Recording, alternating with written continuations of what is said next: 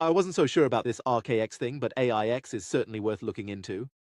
I'm most impressed that Jason is not going to tell you something, he's going to show you. Archaix shows us if you record enough facts, the answers just stare you in the face. A man who knows the facts is unafraid to joust with contrary opinions. That's Jason. I can't have that dude on my show. You know how many guys I've had on here who are running from that dude? Be a mess. Jason says being wrong gets us closer to being right. You got to break free or die trying, guys. Archaix showed me how to see if there was a tater in them onions. Listen, Archaix isn't one guy against the Matrix. That's dumb. No, it's a family of souls waking up. If I've learned anything since finding Archaix, if something is true somewhere, it's probably true everywhere. Jason said if it's true, we can see it from multiple different vantage points. So I broke pattern and went up there and slapped that guy. Total pattern break. If you get stumped, you got to break pattern. Jason says you don't need to know how to read, you need to know how to think. I think that's where I went wrong. Jason figured it out. People are smart and they can decide for themselves if something is true or not. No, I don't have anything to hide. I just don't want Jason anywhere near my accounting files.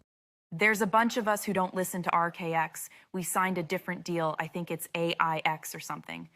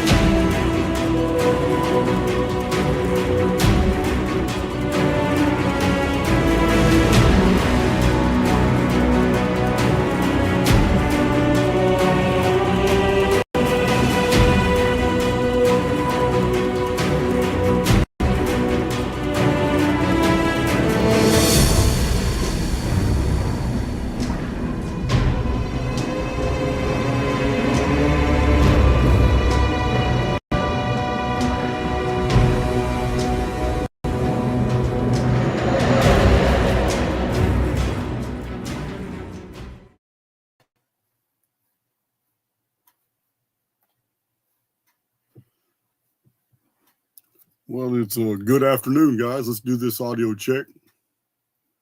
See how things are going. I see a lot of familiar faces in the chat.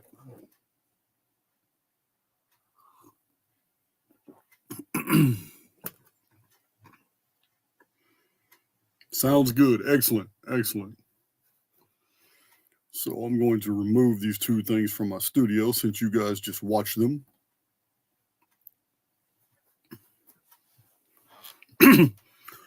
From the inception of my channel, it has always been my position to provide the most accurate information in data points and data sets that I'm able to do. And I've been very, it's been a journey where I've stepped on a lot of toes. Whole entire franchises hate my guts, but I can't stop. If something is true, it's always going to be seen from multiple different vantage points. But we have to look at this coin from the obverse. If something is untrue, we're also going to be able to see that from multiple different vantage points. The litmus test doesn't change. What I'm coming into contact with are a lot of people who are getting triggered, and they don't seem to understand the difference between a logic train and rhetoric, the difference between a data set and an opinion. So this is what we're going to address. I'm going to give you a long series of hardcore, irrefutable facts about how false the Jesus story is and the gospel story. Because it is. I'm not whitewashing anything in this video. Now, I am a little subdued because my energy level is a little low. I'm drinking me some bone broth, trying to get it up, but I'm cool with that. I have enough energy to do what I'm here to do today. And of course, I'm always going to be drinking my coffee. So we got a nice sizable group here.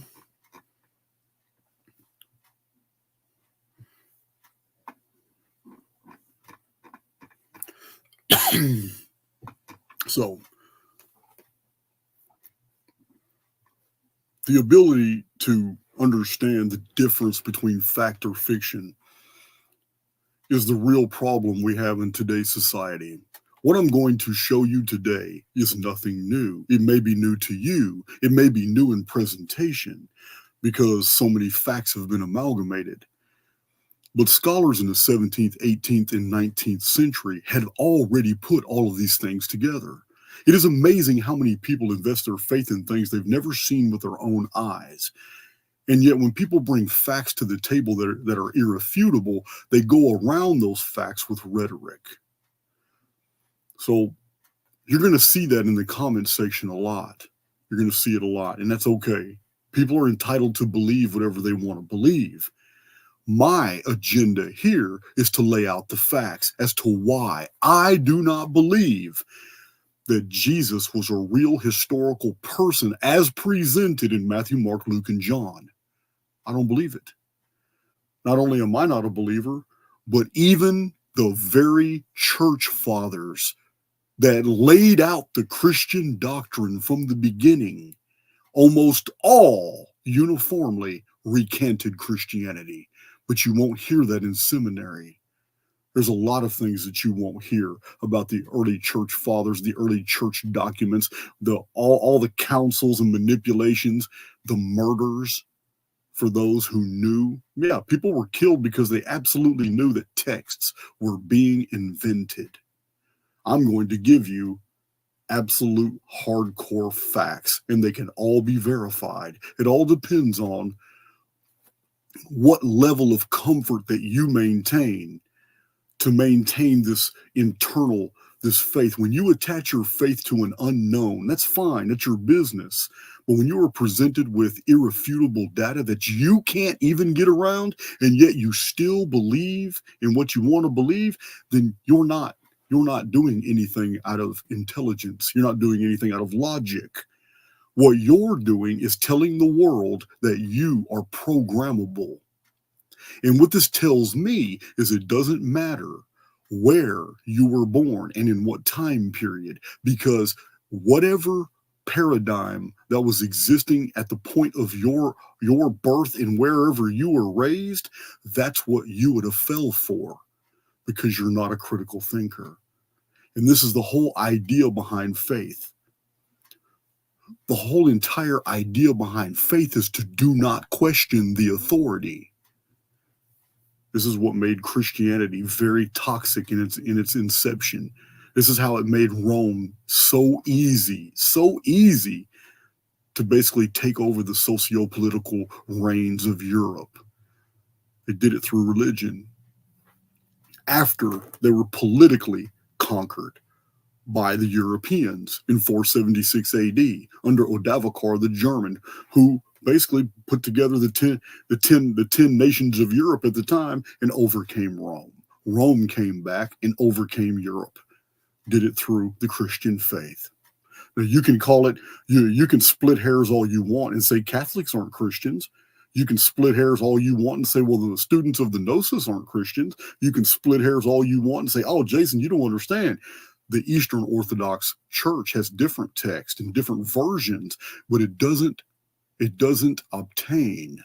There's no difference between any denomination of Christianity if that denomination is trying to convey to you that Jesus was a living, breathing person who walked through the land of Palestine and did all these miracles, went through the Garden of Gethsemane, the Mount of Transfiguration, was crucified after a trial by Pilate, in this whole fantastic hyperinflated series of events that it could have never happened naturally and so suppressed a 3-day period. It would have never happened in a 3-day period like that.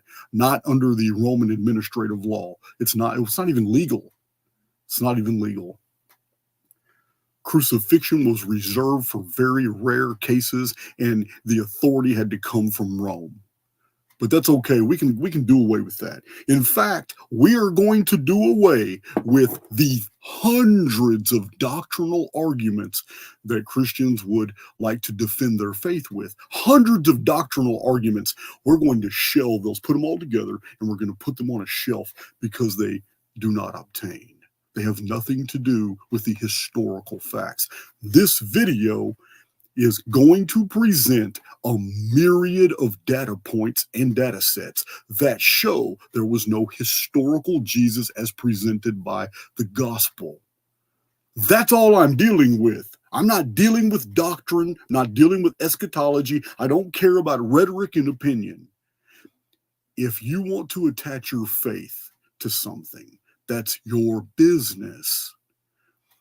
But if you're able to suspend your disbelief after the end of this video and you truly processed every data point that I'm bringing to the table, then you're not somebody that I want to discourse with anyone, because you can be made to believe in anything. And that's a very weighty, heavy, and almost disrespectful statement right now. But it's going to mean something totally different by the end of this video.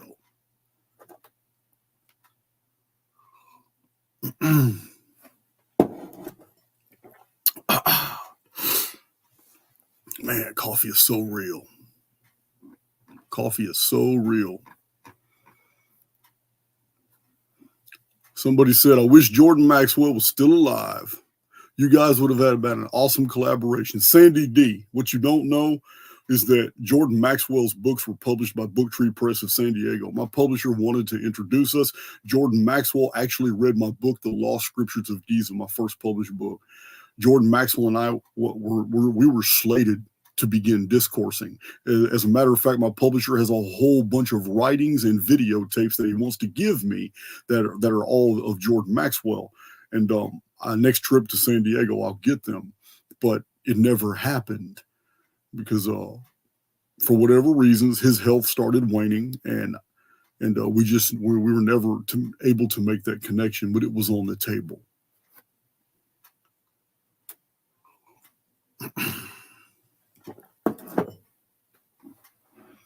All right, guys.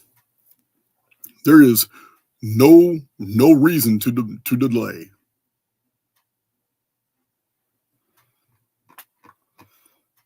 So for those of you who don't know, and one of my moderators or two of my moderators, or hell, all of them, please post the Twitter link to my Twitter page, because this is where all the activity was dropped last night. I'm going to present my screen.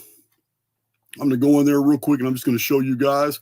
A lot of you do not have access to Twitter. You've been kicked off. So let's go ahead and check it out. Let me get up in there. Going to show you guys what's going on.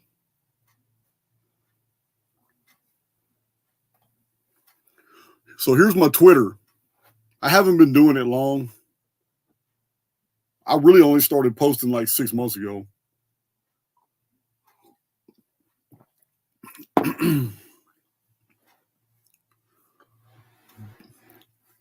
But it's a lot of traction. For those of you who want to follow up on this video and you want to read the actual things that I'm going to be showing on the screen, they're all right here, every bit of them.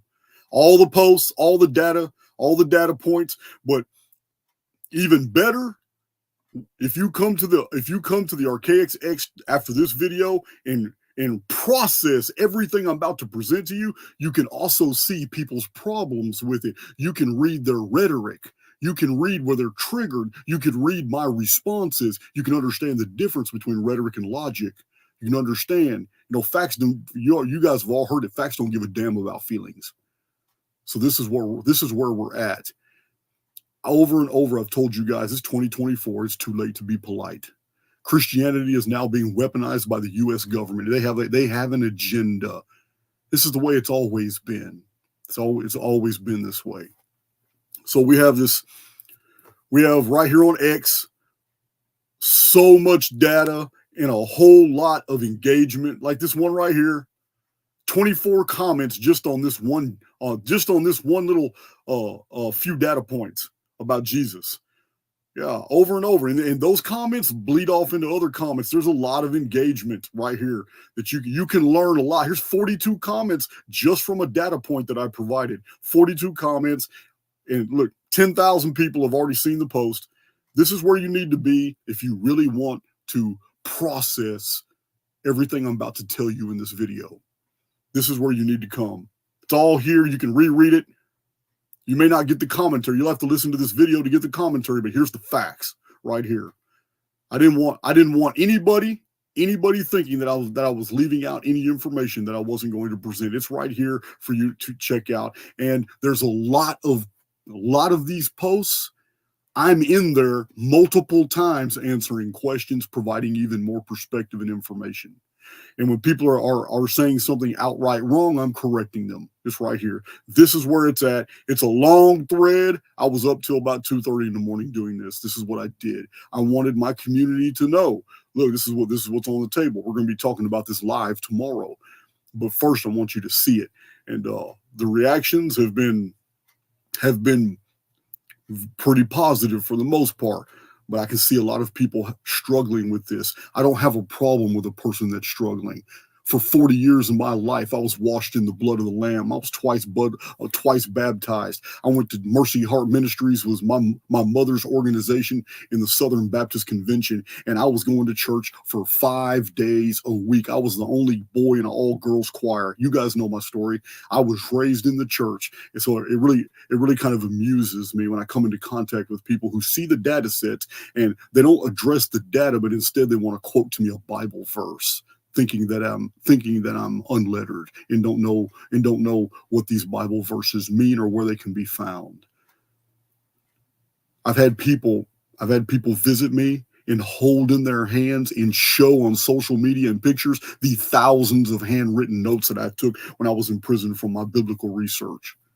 My research in the Apocrypha, the pseudepigraphical text, the early church patristic fathers. Yeah, I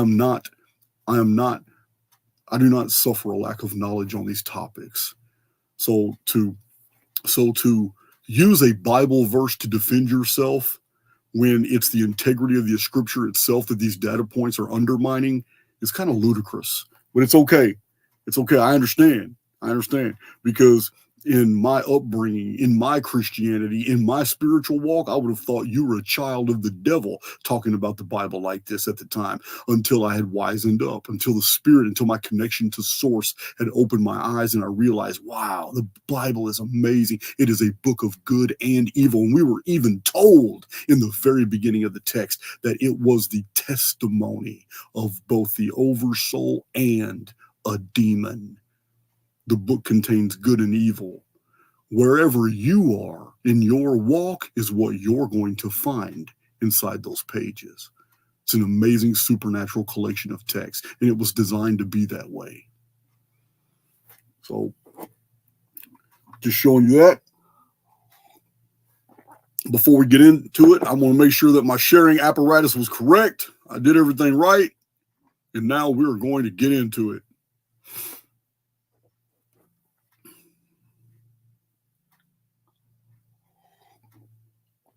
Your baby likes my voice. That's a good one.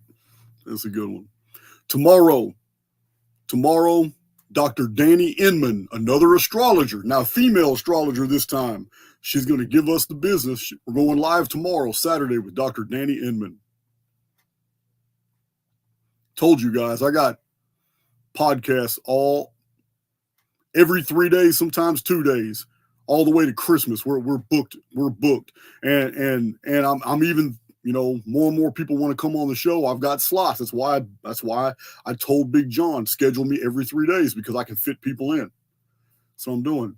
A lot of people have been contacting me. I just got contacted by Micah Dank. He's been on my Archaix TV. So I sent him an email just now. No, I didn't. I'm sorry. I sent him a message or I answered his comment. I didn't even send him a DM. It's just a comment. So Micah Dank, if you're listening to me, I provided you Big John's email. Schedule. You got something to present? I know who you are. You're welcome to come here and present it. All right, so the chat looks good. I don't have a cold, Stephen Link. I don't have a cold. I'm just not trying to get too personal. I'm doing a purge. I'm just doing a purge, and I'm not eating, and I've been doing this for a while. So I'm just not. I'm low on energy physically, but mentally, I'm sharp. I'm good.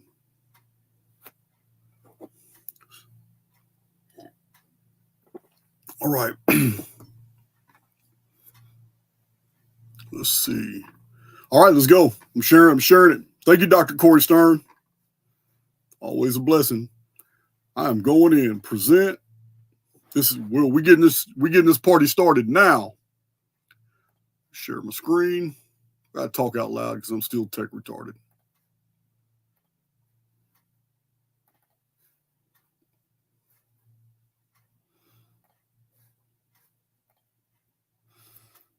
Okay. I do not know how to make this. Yeah, there's just no way I can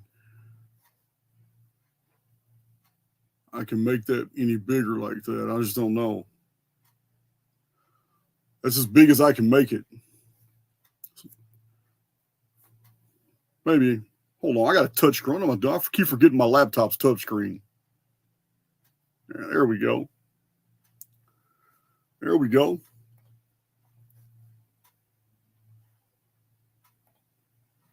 All right.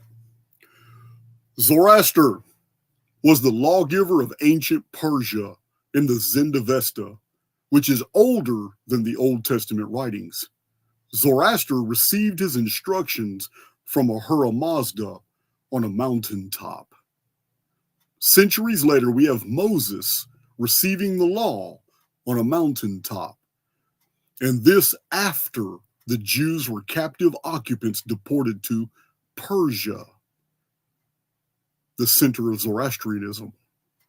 This is where the exilarchy developed, the elders of the Judaic religion. The Old Testament has copied the concepts from the Avestan text and claimed them as their own. Judaism was founded not in Palestine, but in Iran. I've talked about this on Archaix TV quite a few times, about the exilarchy and about the deeper connection between Judaism and Iran, and how everything you see in modern media is absolute farce. It's untrue. It's all posturing. The Old Testament is a collection of texts borrowed from older cultures where Jews were in captivity: Babylonia, Egypt, and Persia. This is the subject matter of my Dark Scriptures playlist. Would my moderators please post the link to my Dark Scriptures playlist so people will know that the information that you're getting today from me is in addition to the massive corpus of data that I have already brought to the table on the Old Testament and on the New Testament. This is the subject matter of my Dark Scriptures. What I'm bringing to the table today is in addition to those videos.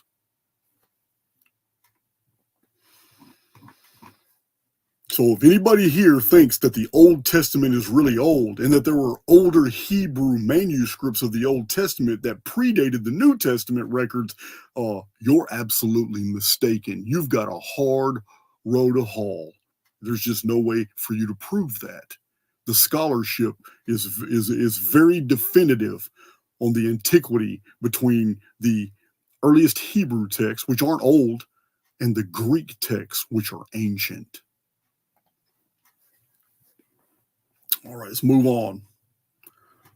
Oh, here's a good one. O Amen, who art in heaven, is not from Psalms 23. No. The Lord's Prayer is actually taken from an ancient Egyptian text. The reason this is here is because I'm going to show you that the New Testament Christian faith was also taken from ancient Egyptian texts. You're going to see some of these hearts go up and likes and all that and comments go up during this video because I didn't screenshot this. We are live in Twitter right now.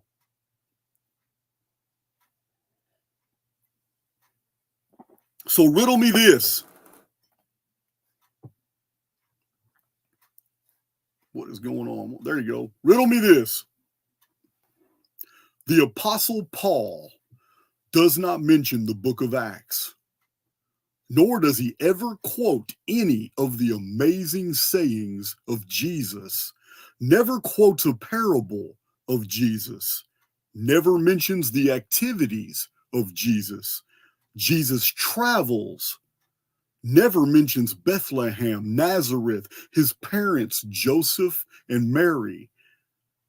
The virgin birth is unknown to Paul. No mention of the validation of John the Baptist or Judas' betrayal. The Sermon on the Mount, the conversations between Jesus and his apostles, and his apostles, these are unknown to Paul.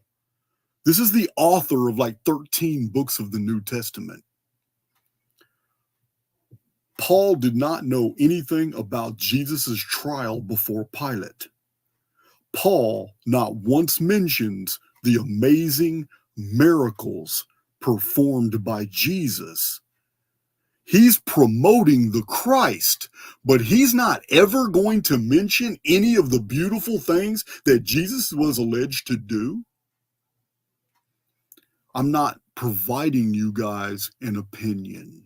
Understand the difference. I just itemized hardcore facts. How you process that information is your business, but it tells me that the author, who we call Paul, didn't know the gospel story. He was promoting a concept, Christ, a Christian concept of the crucifixion of the self in order to spiritually gain advancement in the world, to be unstained from the world in order to be able to pass through it and move and be untainted by it. He preached a beautiful concept, but there's nowhere in that concept a knowledge of Jesus Christ, of the Gospels of Matthew, Mark, Luke, and John. There's nothing there. You do what you want with that information. So who was Paul? Why didn't he know these things? He composed 13 books of the New Testament, but the earliest church fathers did not know Paul or his epistles. Justin Martyr, Clement, Ignatius, and Polycarp. They didn't know who Paul was.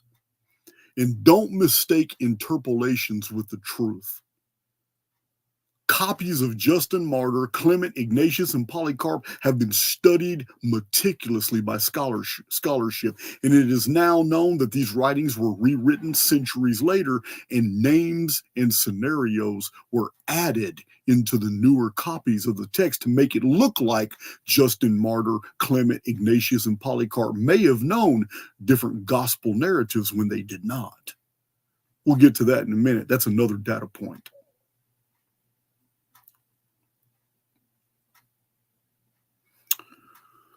Oh, okay. This doesn't belong here. Somebody made a comment. I'll go ahead and look at it. I think it was put here because I responded to it. Yeah. Okay. The sayings of Jesus and the letters of Marcion had the true originals. I got. Oh, you know what? I'm in the comment section for this, aren't I? Yeah. I got to back out of here. Okay, there's the original post. Yeah, the comment section, you're going to learn a lot in the comment sections, guys. I'm not the only one providing accurate information. There's other people in here, too, that are providing some really good data. Check them out. So, yeah, I'm aware. Sayings of Jesus and the letters of Marcion have been true. Am I still in this comment section? No. I'm still in the comment section. How'd that happen? Come on, Twitter. Get out of here. There we go. All right, I'm back out. So what you do with that information is entirely your business. But you're not going to tell me that Paul knew Jesus. You're not going to tell me that Paul knew about the miracles of Jesus. You're not going to tell me about the Immaculate Conception and Joseph and Mary. You're not going to come before me and use those as argument. Oh yeah, he knew. He had to know because he said this. But now there's no hint that he knew any of these things. His Christianity was of a different vintage.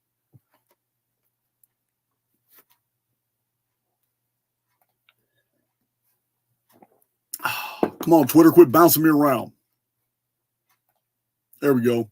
The book of Acts does not seem to recognize a historical Jesus personality, but is a work of the Christian faith. Acts chapter 20, verse 35 allegedly quotes Jesus saying, "It is more blessed to give than to receive." But there's a problem here because this statement is not found anywhere in Matthew, Mark, Luke, or John. That's just a data point. It's neither here nor there. It doesn't disprove Christianity. It doesn't disprove the existence of Jesus. It goes to show that we have missing information.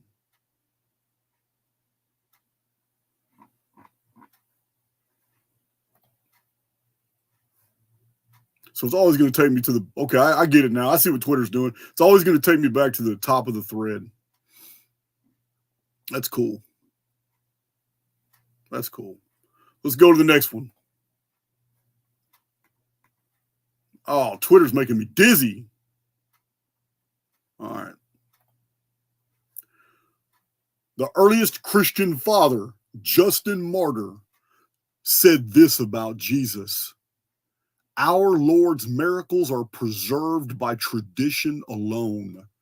Then he went on to write that those of Apollonius of Tyana are most numerous and actually manifested in present facts.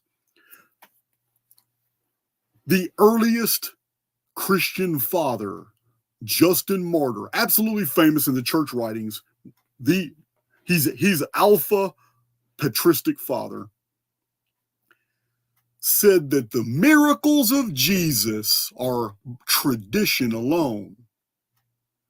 This was 150 AD, guys, and we don't have anything prior to that. It's 150 AD, 120 years after the alleged crucifixion, that the miracles of Jesus are only preserved by tradition, but those of Apollonius of Tyana, Apollonius means Paul, Apollonius of Tyana are most numerous and actually manifested in present facts.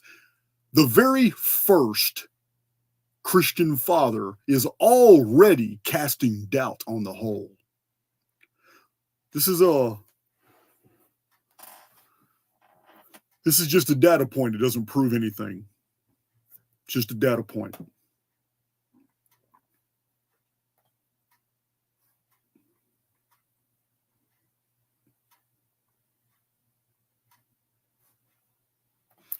All right, we're getting into some juicier stuff. I guess I got to double click on everything. Weird. The early church itself debated the authenticity of the Pauline epistles, indicating that doubts about their authorship and content have existed since antiquity. This isn't good. This isn't good that since the very inception of the appearance of Christian documents, the very first documents are already entertaining a controversy as to the legitimacy and veracity of the content. That's not a good way to start anything. In addition to internal inconsistencies, anachronisms, and evidence of multiple authors, alterations of syntax and grammatical shifts uncommon by a single writer, one of the biggest red flags is that the Pauline epistles do not quote anything Jesus ever spoke. That these issues were hotly debated so early in church history is not a good foundation for the inception of a faith. Another, doesn't prove anything. This is just a data point.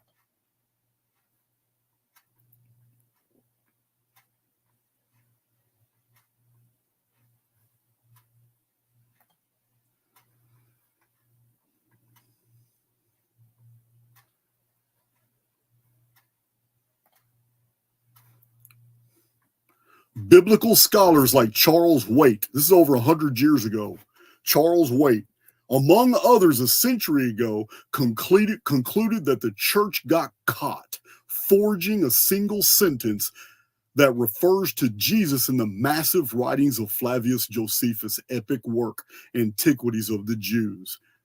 which otherwise completely ignores the story of Jesus, the crucifixion, the sun darkening, and the earthquake.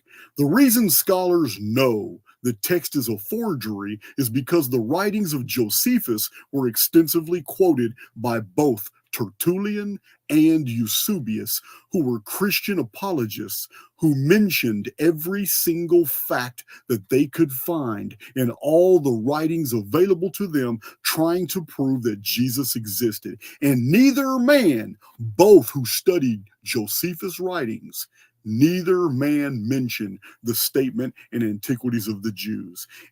It actually appeared in Antiquities in the 15th century AD. That is terrible. But we'll get into more interpolations. That's a fact. We'll get into more of those right here in a minute.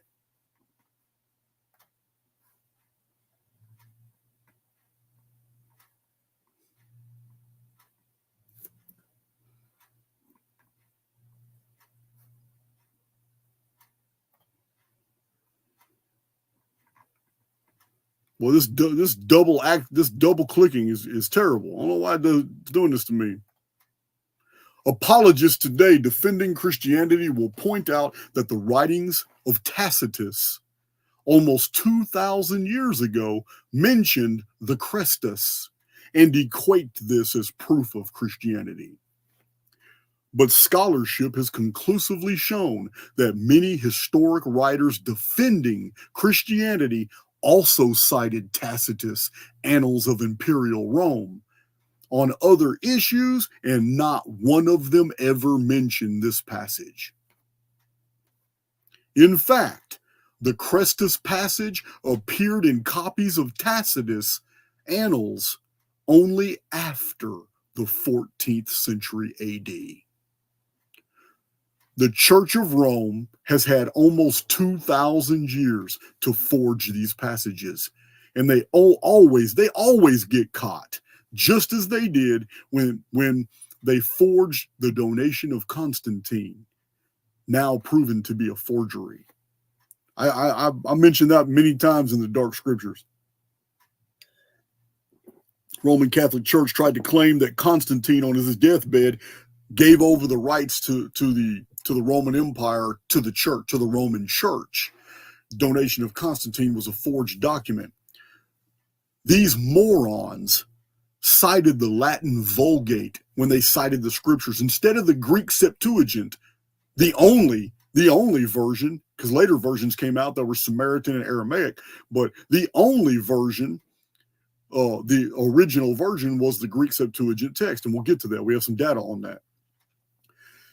And instead of citing the Greek Septuagint text, which would have lent credibility to the forged document, these morons in the Vatican turn around and cited the Latin Vulgate. The Latin Vulgate did not exist when Constantine died. There's no way the donation of Constantine could have been a legitimate text if it didn't cite biblical verses from the Greek Septuagint. Citing the Latin Vulgate when the Latin Vulgate didn't even come around for another 150 years. Yeah, terrible mistake. They had to eat crow on that one.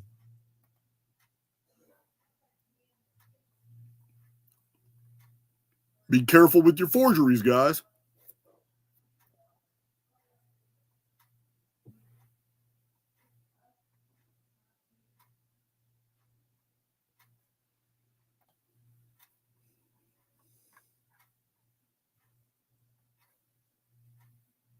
Oh, here's a good one. Here's a good one. One of the most celebrated of the early church fathers and apologists was Origen, who, after decades of research and writing, completely abandoned Christianity as false and defected when the Church of Rome declared that Christ had been here in the flesh. You have to understand, Christianity was built on this man's back. Him and several other church fathers, Christianity was literally put together by these men. And yet these men, I'm listing them. You'll see in another data point. I list them later in their lives. All these men recanted Christianity. The very authorities that Rome cites as authoritarian, showing that every one of them recanted. Why do they recant? Why? It's just like the astronauts fake going to the moon. When they came back, they had to sit down in front of the media, and all those astronauts sat there and they looked disgusted.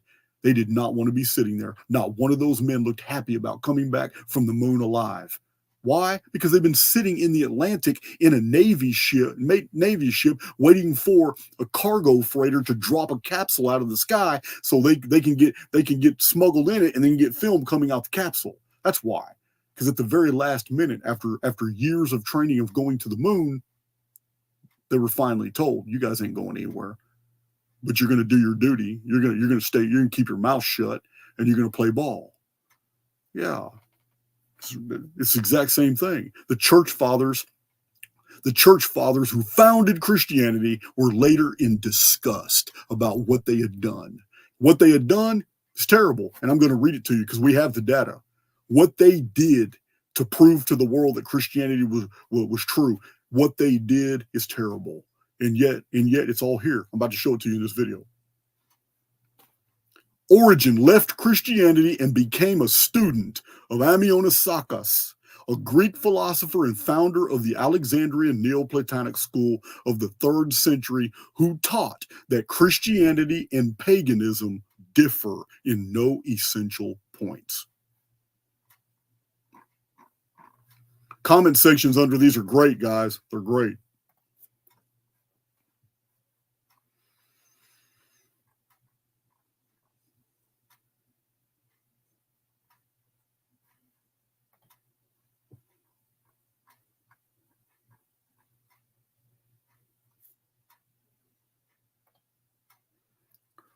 Here's a fact.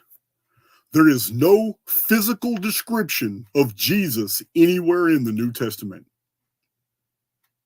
Church Father Augustine of Hippo wrote that by his time in 430 AD, this is 400 years after the ministry of Jesus. Augustine of Hippo wrote, there was no authentic portrait of Christ, absolutely no knowledge of his appearance. That's not cool. 400 years, no murals, paintings, statuary that showed what Jesus looked like. Nothing. Just a data point, guys, but it's one that I pay attention to. Because when you take a whole string of data points together and you have no answer for that, you have a data set. Now you have something you can work with. That's what I'm providing you today, a full data set. And anybody who wants to debate it can. I'm really interested to see the mental gymnastics. I saw that in a comment section earlier. The term mental gymnastics, really good. I'm borrowing that today. Like I said, the comment sections are explosive, but it's really intriguing to me to see people wrap their minds around this and try to repackage it to something that they can accept. The mental gymnastics that are required make people delve into opinion and rhetoric. They totally abandon any idea of refuting the actual fact in any way. We don't live in a world where people are processing information like we used to. Our predecessors had it down. We do not. We have been dumbed down specifically. Let's go to the next one.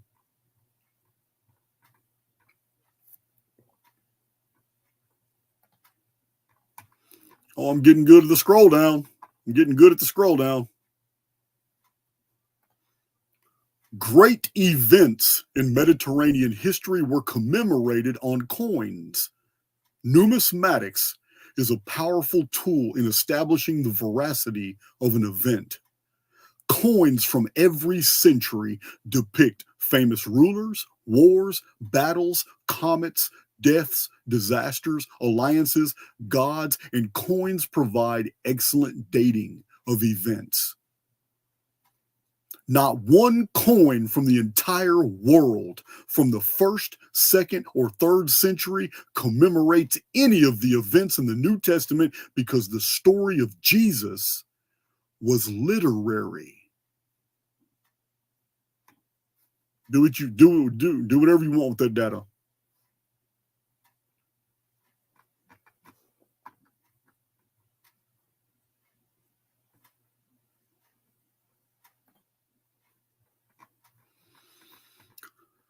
All right.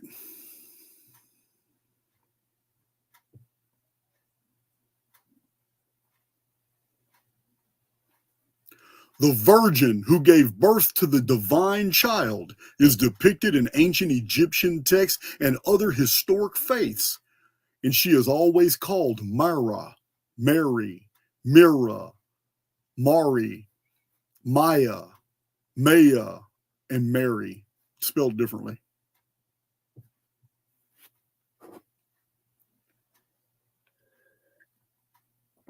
In 1885, Gerald Massey, you guys know I've showed you his books. I read them when I was in prison. Fantastic. Gerald Massey was an erudite scholar. This man completely dissected the Old and the New Testament. He's fantastic. Gerald Massey in 1885 wrote, "The actual birthplace of the carnalized Christ was neither Bethlehem nor Nazareth, but Rome." It's important to understand that this is not an attack on Christianity. It's not an attack on Christianity. Christianity does not need human sacrifice. It does not need a tortured soul on a stick, bleeding to death, and then 3 days later resurrecting bodily in order to edify your immortal soul. You're already immortal. The battle has already been won. You've been convinced that there's something that you can do here that's going to change anything. It's not. You're here to learn, to grow, and to mature. Gerald Massey's talking about the carnalized Christ. He's not talking about the Holy Spirit and the spiritual Christian teachings. The red letter editions of the New Testament are absolute 100% from the oversoul. It's your connection to source. Jesus's parables are supernatural. They're fantastic. They're multi-layer in interpretation. It always depends on what level you are in your spiritual walk, what you're going to glean from the teachings of Christ.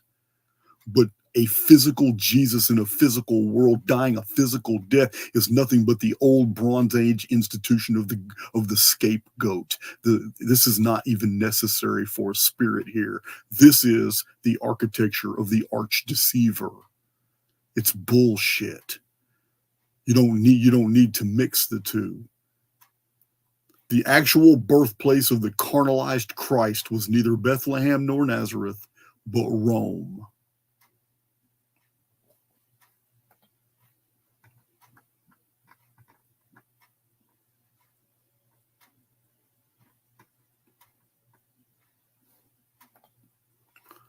Here's a riddle. All scripture is given by inspiration of God and is profitable for doctrine, for reproof, for correction, for instruction in righteousness. That's the scripture. That's what it says. So item 1, Matthew 27, 3 through 10, Judas felt remorse after seeing Jesus condemned to death, and he returned the silver and hanged himself. That's very specific. Item 2, in the book of Acts, chapter 1, verse 18, it's a different scenario. Judas bought a field with his silver reward for turning in Jesus, and then he fell headlong into it, and all his bowels gushed out. We have two different scenarios here. In each scenario, we have two different items that are different from the other scenario. Judas did two different things with the silver, and the way he died was different in each narrative. Now, Jacob Israel had responded to that, and you know what? I disagree with him. To me, it looked like mental gymnastics. And you can go on X and Twitter, and you can respond to Jacob Israel, and you can agree with him and say, "Oh yeah, that's a really good description. Oh, I think you answered the mystery." But if he answered the mystery or not for this passage is irrelevant in the context of a data set. This is only a data point. This whole entire video is a data set.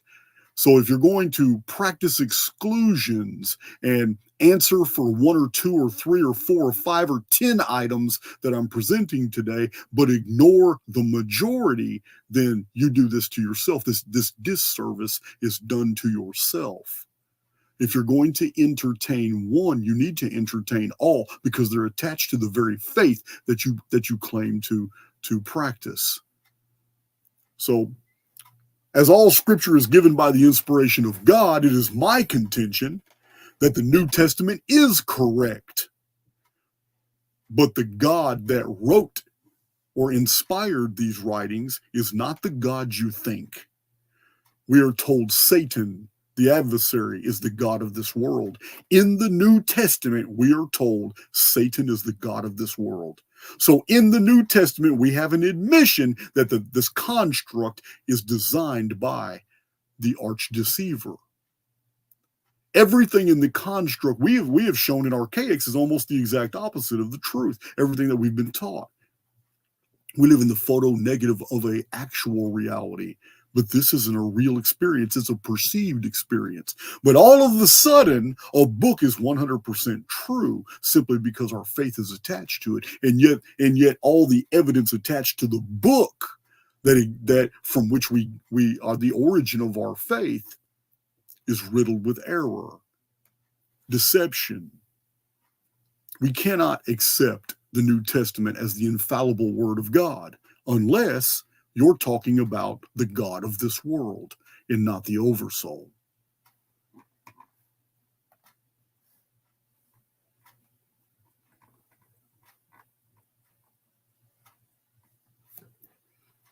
Oh, I can already imagine the hate emails I'm going to be getting tonight. It's amazing. It's amazing how people will just switch to attack mode instead of processing information and readily providing some type of, answer for it. Don't take my word for it. Go look at the material. And also, I'm going to provide you the sources. In this video, you will have the sources for the 4 books that 100% of all this data came from. Yeah, don't take my word for it, please. Ancient Egypt, Temple of Luxor, 1500 BC. Upper Egypt conveys the Annunciation, the Immaculate Conception, the divine birth and adoration of Horus, the Virgin Isis, with Neph, which is the Egyptian Holy Ghost, and the 3 kings that visited bearing gifts. That doesn't disprove Christianity at all, but it kind of goes to show you that the whole story of the Passion is very ancient.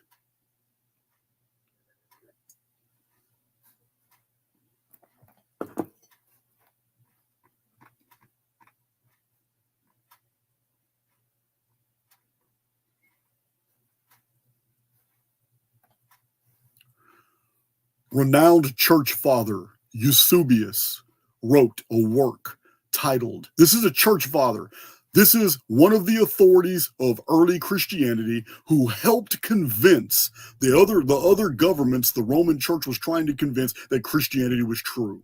This is who this man is, Eusebius. He wrote a work.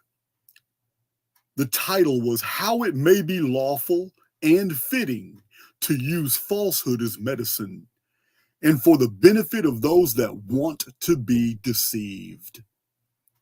This is an admission to an early Christian psyop. Official authority of historicity of Jesus for the Church of Rome was written by Eusebius. I'm going to repeat that. Eusebius is the official Roman historian that establishes the veracity of the Christian religion. That's who Eusebius is. Scholars have found in numerous blatant lies, misquotes, and anachronisms in Eusebius' writings defending his position that Jesus was a historical person, even inventing works and authors that did not exist. In my Dark Scriptures playlist, I give several facts about Eusebius' writings that are easily disproven. About his writings, things that he said were true and were not, especially about early Christianity.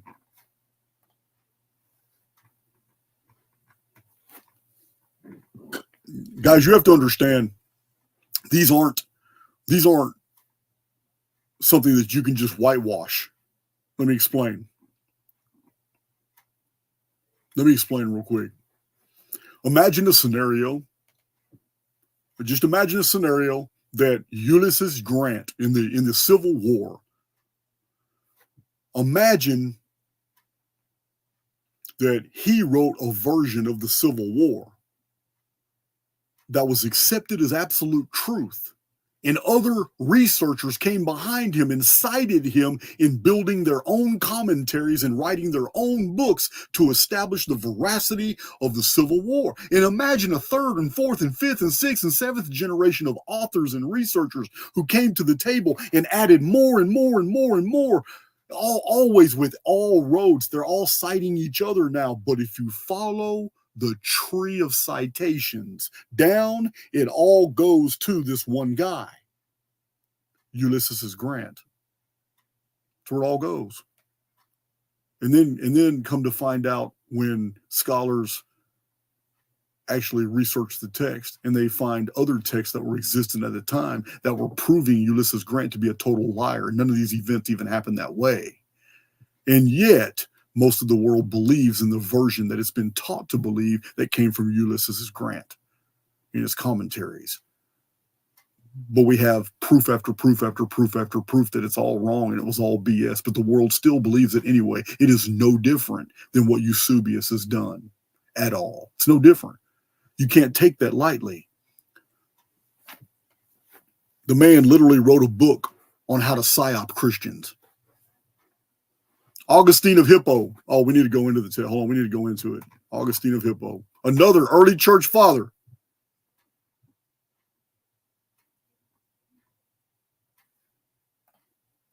Augustine of Hippo. He wrote, "That which is known as the Christian religion existed among the ancients, and never did not exist from the beginning of the human race." Oh, this is getting interesting now. Because if that's true, he's literally telling us that the story of Jesus pre-exists the alleged life of Jesus. Perhaps he was referring to Horus, god of Egypt, who had 12 disciples.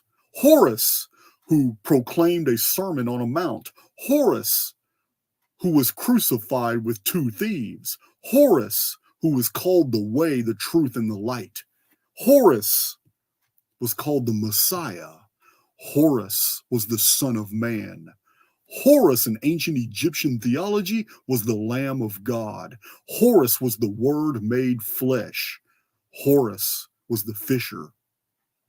You remember the fisher in the New Testament, it became the fisher of men. The word men is very interesting, guys. It's very interesting. The word men actually means stone. That's for another study. That's a study on the symbolic meaning of the Great Pyramid. Horus, he was called the Christ, the anointed one, Christ. Horus reigned 1,000 years. Where have you heard that? He descended to the underworld. He was both the divine Son and the Father. Horus was born on December 25th. A star announced his birth. He was visited by wise men as an infant. I know it says wise men, it's a typo. Sometimes I'm typing fast. Horus taught in a temple at 12 years of age. He was baptized in water at 30 years old. He did miracles and wonders. Horus was the good shepherd to the ancient Egyptian people. Horus was put in a manger. Horus, in the ancient Egyptian theology, Horus came to fulfill the law. Where have you heard all that before?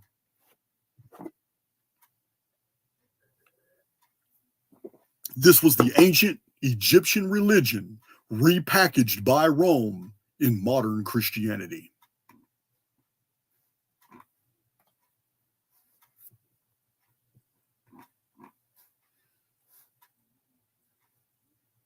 So I will put this to the side. I have not checked my chat. Nobody's been knocking on my door, so I'm pretty sure everything's good right now. Oh, I'm not done, guys. I'm not done. I just wanted to check my chat.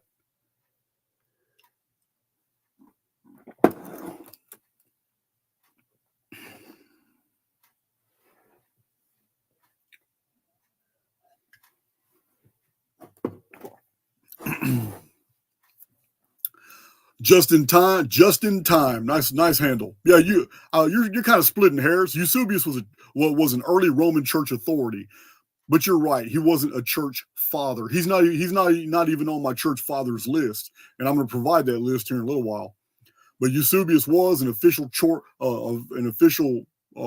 Roman church historian.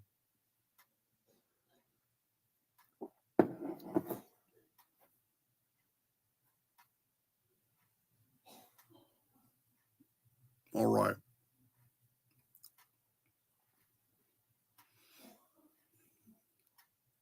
Oh, I'm sure I'm going to hear it all.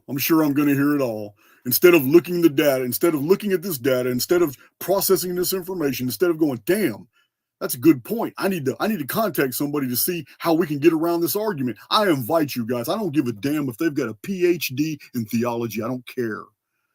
Data doesn't lie. Men do. There's no way to get around this information. You can't add to this information to disprove it. You have to take away from it. You have to show why the data is in error, why it's wrong.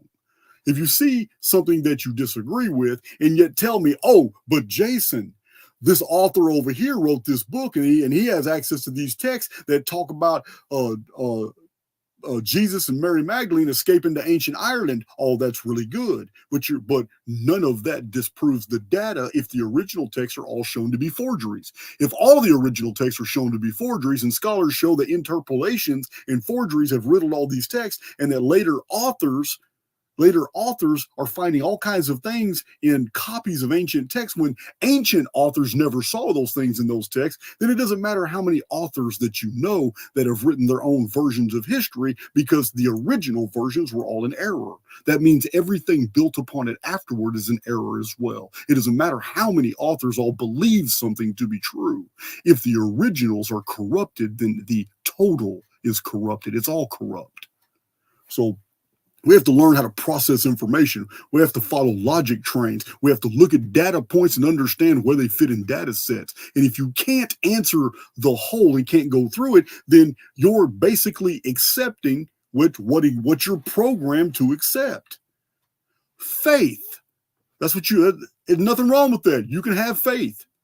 I'm not trying to take your faith from you. I'm trying to get you to think. Because it's real suspicious to me when an authority tells me not to question it. And if I question it, I'm going to burn in hell. Oh yeah, these verses are in the Bible. Those are control mechanisms. But I'm not really worried about it, because everything I've seen, as I'm showing you in this data set, shows that the biblical materials were corrupted from the very beginning. So, all right, let's get back to it. Chat is rolling.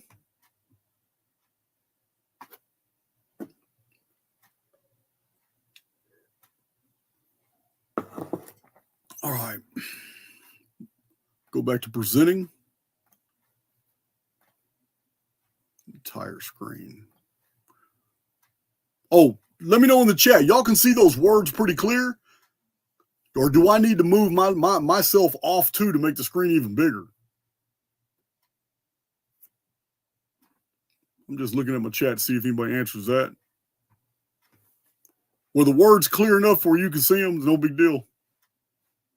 Crystal. Okay, cool. Thank you, Face Diaper. That's all I need to see is 3 or 4.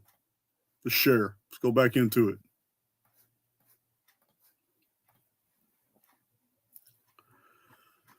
Let's go to the next one. Oh yeah, as in real time right now, as we're looking at X, the Archaix page on X, you can see all these numbers going up. I've been seeing it as I'm talking. I'm watching them go up.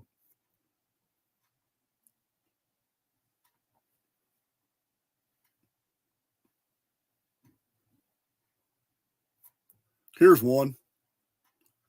What prophet has not that fable of Christ brought us?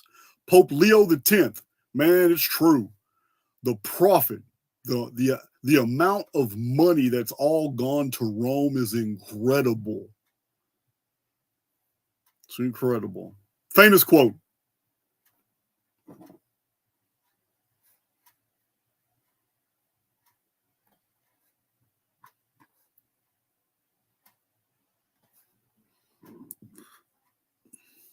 Getting good at this.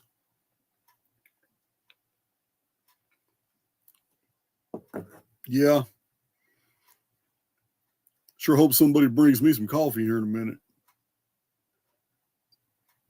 That would be awesome. Man, I wish I had that coffee cup with that bell. I don't even know where I put it. Here it is. Uh-oh. I know I'm going to get in so much trouble. Man, look at that cup. Somebody donated that. Beauty. A beauty. Hall homemade horn. A horn mug. Oh, I know I'm going to hear it now. Rome was the city of 7 hills. One of these was Vatican Hill, and on that hill for 600 years was the temple of Attis, son of the goddess Sibyl, deities of ancient Phrygia. That's Turkey. That's where all this biblical, Old Testament biblical material, thank you, all this Old Testament biblical material began in Hittite Anatolia, which became Phrygia, which became Lydia, which became modern Turkey today, Asia Minor area. So Rome was the city of 7 hills in Italy. One of these was Vatican Hill. And on that hill for 600 years was the temple of Attis, the son of the goddess Sibyl. Deities, it might be Kybel. I don't know how to pronounce it. Deities of ancient Phrygia, the origin of the Frisian people. Attis was the only begotten son. Attis was born of a virgin. Attis descended to the underworld. Attis resurrected on the 3rd day. Attis was slain to save mankind.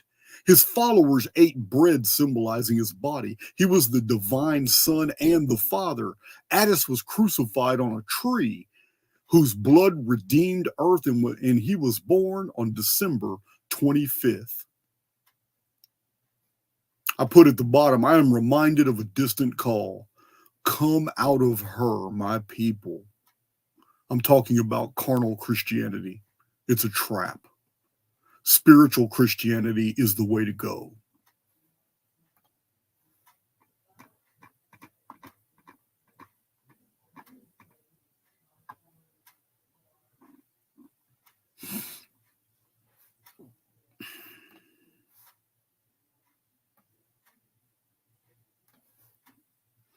Man, I'm getting good at that.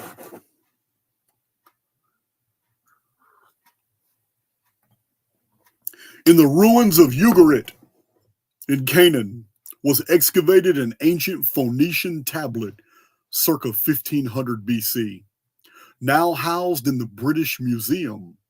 When it was published, Christians went on the attack. Why? It's just a story. Baal is taken prisoner, the Phoenician god, the Phoenician lord. Baal is taken prisoner. He is tried in the hall of justice.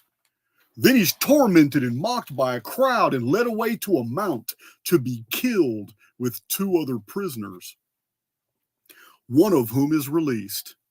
Baal is sacrificed on the mount. His clothes are taken. He disappears into a tomb and is sought out by weeping women. Now, translators of the cuneiform Canaanite text, they realized that Baal must have resurrected because the narrative continues, but the damaged text doesn't actually read that he came back from the dead. The text is damaged. And because it doesn't actually say that, Christians went on the attack vehemently, saying the Baal epic is not the Jesus story. But that's just because they were triggered. That's that cognitive dissonance coming in. But Baal was resurrected. The translators know he was resurrected because the lacuna, after the lacuna in the text, it continues after his death. He appears to his followers after the stone is rolled away from his tomb. So they're splitting hairs. That's an act of desperation to dismiss the Baal epos as not being a passion story, like the Passion of Christ. It's the exact same story.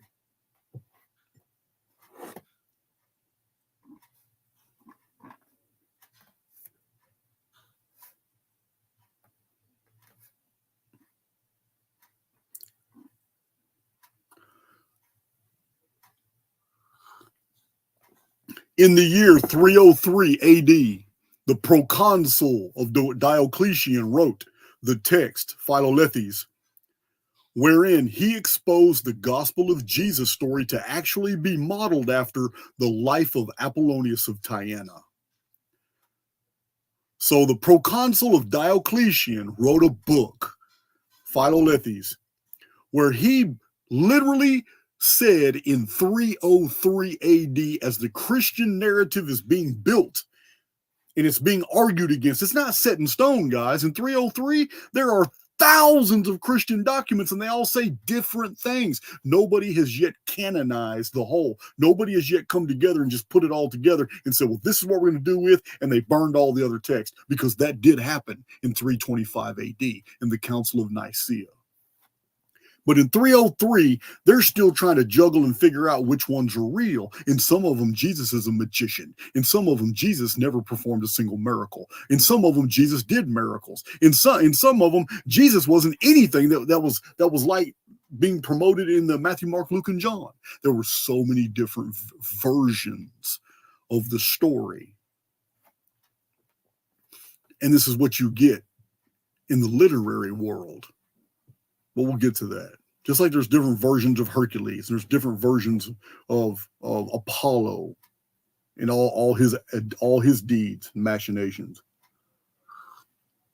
So here we have a reference to Apollonius of Tyana again. But we'll see another one here shortly. We'll see another one on Apollonius. Okay. So the sites of Muhammad's birth, his life events, his flight from Mecca to Medina are all known and visited by Islamic pilgrims, places considered sacred to the faith. But we have a problem with Christianity. There is not a hint of any interest in any ancient writers to visit the places in Jerusalem and Palestine where the events of Jesus' life allegedly unfolded. Not a single site in Jerusalem is connected to the gospel events until the Middle Ages. No site for Jesus' birth.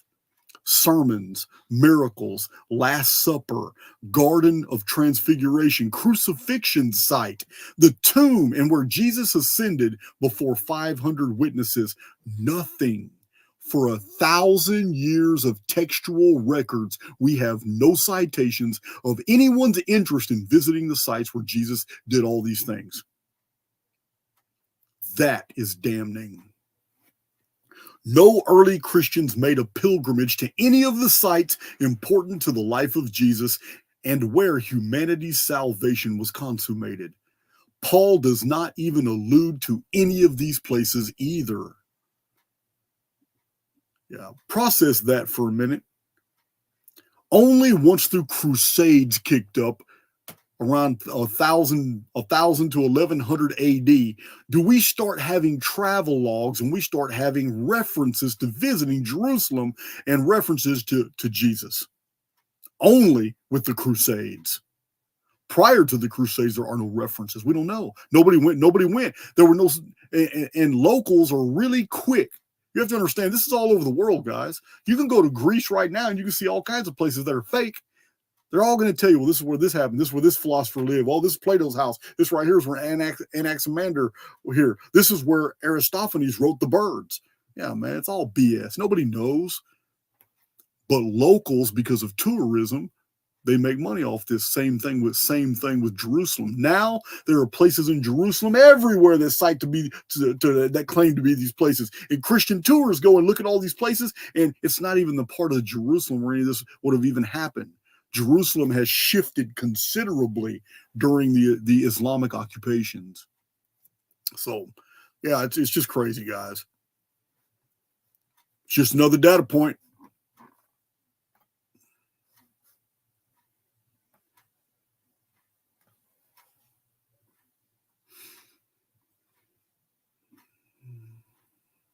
All right. Let's see what we're talking about here. I have to go back down. All right. I wrote on Twitter, don't crucify me, guys. I'm not saying that a Christ-like entity isn't going to come, but I have noticed that the actual term second coming of Christ, or anything that refers to a second coming at all, cannot be found anywhere in Scripture. Now, why this is noteworthy to me is because I believe there has always only been one coming. And that is at the very end of the timeline, the return of the chief cornerstone, the stone the builders rejected. This is the subject matter of many of my other videos. If this is true, then the story of Jesus is just that. It's a story. It has no absolutely no historical value. Its importance lies in the fact that it conveys truths, but not that it was truthful history. That's the whole point of my video right here, guys. It's it. I'm not trying to smash Christianity. I consider myself a Christian in the truest sense, in the spiritual sense. But there was no historical Jesus. It was never necessary. There was never any two comings. There's always just one.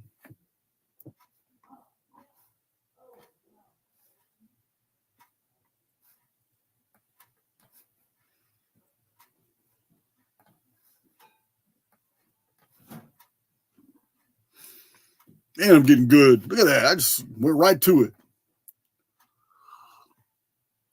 So here's something that scholars noticed. Christianity gave rise to a whole new genre of scholarship, apologetics. This is from the obvious fact observed by academics that the earliest Christian writers were all very defensive in their attempts to convince their readers that the story of Jesus and later the Gospels were true. The original church fathers, Irenaeus, Jerome, Tertullian, Justin, Augustine, and Ignatius, are all heavily defensive. And the scholar Archaix notes that they were compelled to create forged texts and long rebuttals to dispute the various imputations against them. It was during the lives of these men that two scholars, Porphyry and Plotinus, accused the Christians of completely inventing books that did not exist. Eusebius was really bad about it. This isn't Jason telling you this, guys. This is 3 centuries of biblical academic research has concluded that Christianity, because it was so highly defensive, instead of just coming out and say, oh man, just listen, amazing things. I got to tell you about these miracles. I got to tell you about this resurrection. Instead of coming out and being excited about putting all this material out there and backing it up with whatever you had to back it up with, instead, they came out the gate defending, just highly defensive. This is a guilt complex. This is because there was a dearth of data that was commensurate with what they were conveying. So they had to be very defensive. No other religion in the world started off with apologetics. Apologetics is attached to Christianity. Apologetics started with Christianity. That's where it came from. It really adds a dark stain to the beginning of the Christian message. Apologetics does not attach to the message of Jesus. Apologetics attaches to the idea that Jesus was a physical person and committed these deeds. Understand the distinction.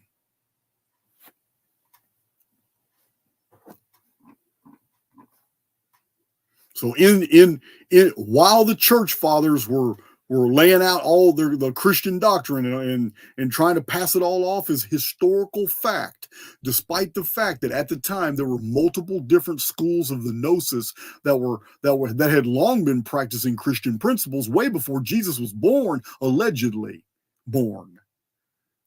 Yeah, Alexandrian Library had spawned all kinds of groups that were practicing different forms of the Gnosis. And in every one of those forms, none of this was real. This was all spiritual teachings. This is all intellectual exercises. Some of it was philosophical. None of it was actually trying to say that it really happened, not until Rome got involved. And the scholars of the day, mainly Porphyry and Plotinus, who were alive during these 5 men, were saying this is all BS. They're inventing texts where they don't exist in order to try to establish the veracity of a physical, living Jesus.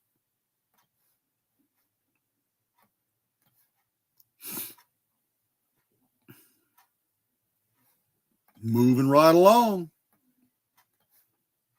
Man, I went right to it. I'm so good. Man, I'm just like, I graduated today. I'm no longer tech retarded.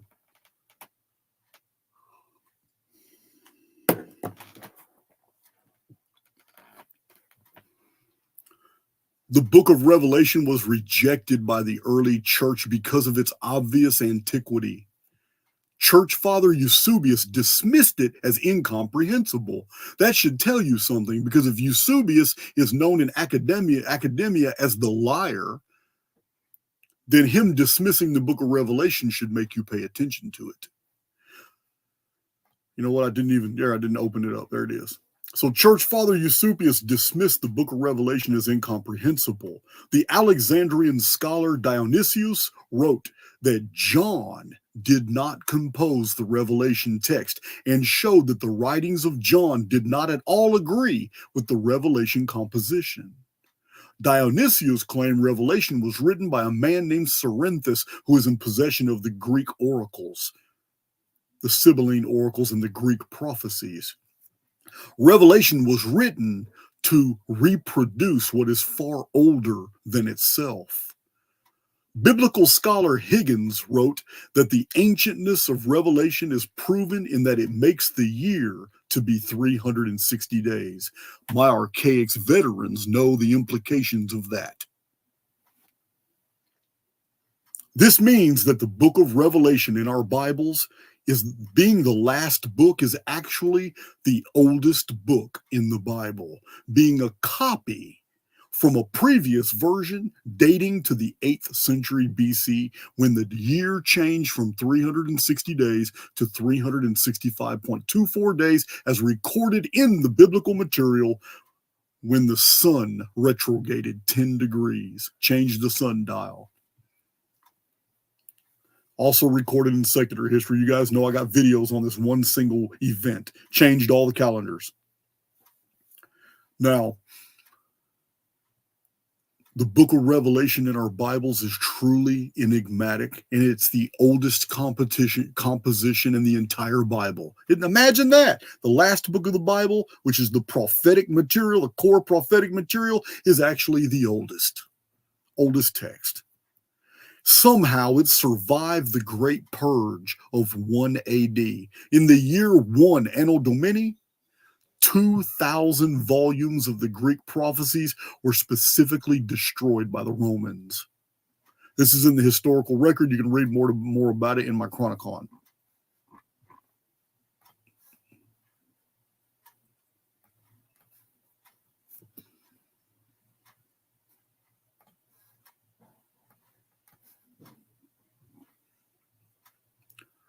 Of the four gospel writers, Matthew, Mark, Luke, and John, only 2 actual apostles of Jesus, only 2 were actually apostles of Jesus, Matthew and John. Matthew and John's gospels, though, are very different in perspective. Not just perspective, even some of the details differ as scholarship has shown. The Gospels of Mark and Luke were written by guys who were not even participants. The reason this is important is because we're always told by the church, We're always told by seminaries, and especially preachers, we're always told that, oh, there's 4 witnesses. There's 4 by the testimony of 4. We know that these things are true. There was only 2 people were even there, if they even existed at all. The other 2 never even knew Jesus. And this is admitted in the text. So 2 gospels were completely compiled and written. They're not testimonies then. They are not witnesses at all. Both are connected to Paul. Both of them that did not witness these events and that wrote Gospels, Mark and Luke, both of them are connected to Paul. And Paul, as I've shown, doesn't seem to know anything about the life and words of Jesus at all. So this is very unusual. It's a mystery. I can't answer for it. Why Paul didn't seem to know anything about Jesus or the gospel. And yet 2 people connected to Paul are authors of 2 of the gospels, and they never met Jesus. Looks like there's been some manipulations, but you know what? It's just a data point. We're going to go deep. We're going to go deeper into Paul here in a minute. Excuse me, deeper into Luke. Yeah, we got to talk about Luke here now. So the signature of deceit is found in that Luke is considered an author of one of the Gospels. He was not a witness. He is associated to Paul, Apollonius, and is called the physician, linked to the therapeutic philosophy, or Greek, Lycos, a title for Apollo. Archaix veterans already know Book of Revelation is about the release of Apollo. The Book of Revelation is a playbook for the elite to get Apollo released, who's called Abaddon, the destroyer, released from his chains, so he can actually inhabit an avatar. And this is what the transhumanist agenda is all about. It's all about giving this evil, no good AI. That's what it is. This evil force, the demiurge, the god of this world, it's an AI system created anciently to govern over the human family, this construct. Apollo is seeking a body. And in the book of Revelation, he's going to get it. But now we find out that Apollo is the author of one of the 4 Gospels. Process that for a minute. My Archaix veterans already know all the connotations of Apollo and what that means. We're in the 2nd seal. Apollo Pharmakia has already poisoned the human family with his bow and arrow, his toxins. And now Apollo Helios is riding forth as the 2nd horseman to take peace from the earth in small arms skirmishes and battles and knife attacks. This is the Greek. It all fits. Now we know that Apollo authored one of the 4 Gospels. Imagine that.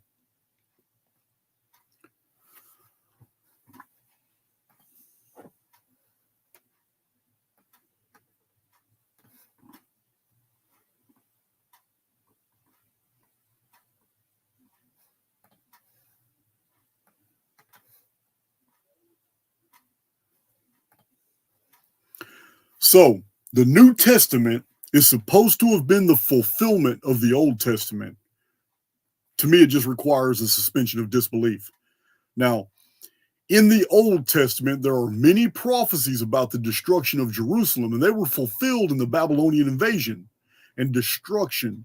King Nebuchadnezzar II invaded in 583 BC. He destroyed Jerusalem, and he took the Jews away as captive into Babylonia. Many of those Jews ended up in Persia.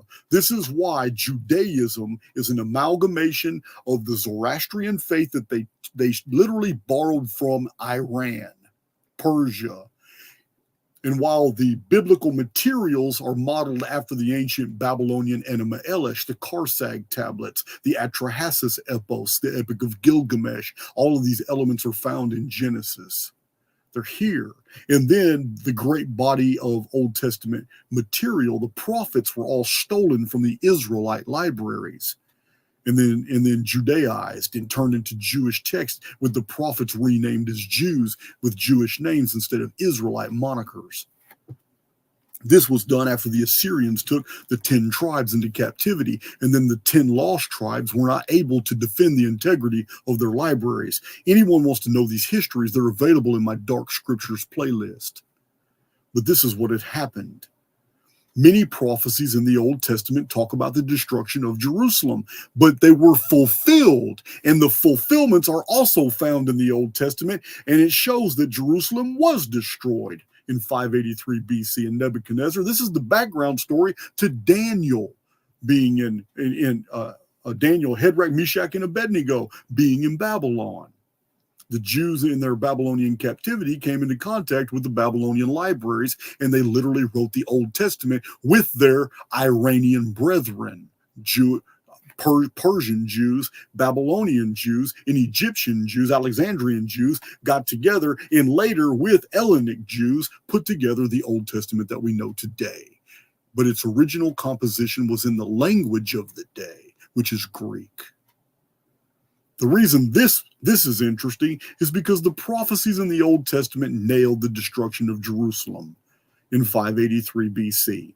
But why were there no prophecies for the two massive destructions and losses of life of Jerusalem in AD 70 and AD 73 and 134 to 135 AD in the Bar Kokhba rebellion, when Rome destroyed the city of Jerusalem and sold off the captured populations into slavery? You would have thought that those events, which happened during the Christian times, would have been predicted in the Old Testament as well, but they were not. Not a hint. So why all of a sudden did they stop having prophecies? I have the answer for this. I'm only being facetious. I know that those writings were written ex post facto, and that means that the Jews wrote many texts after the fact, but they wrote them in past and in future tense to make it seem like they were predicting events which had already happened, and that they had backdated the text to make them look older than they were. This is something that they've been accused of doing for about 15 centuries, and they're very good at it. They're very good at it. But this is what they did. Expecting a savior in Bar Kokhba and a reign over their enemies, the Jews were instead humbled, and not a single prophecy in the Old Testament foretold these events. Why? Because the Romans destroyed Jerusalem, and the Romans destroyed Jerusalem again in the Bar Kokhba rebellion, and the Romans enslaved all the ones that they could capture, and the Jews were dispersed in the great diaspora, and now their rulership was from the Iran, which was called the Exilarchy, and they were controlling the massive population of Jewish refugees in Alexandria, the Hellenic Jews, and the Jews that escaped to Gaul and Spain and Gadesh. The reason why there were no prophecies written is because they were caught flat-footed, no longer able to write all these texts in retrospect and ex post facto, because now they're being hunted. Rome literally created the pattern break of historical deception.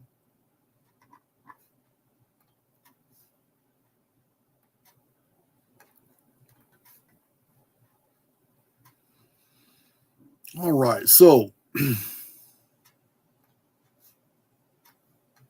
moving right along.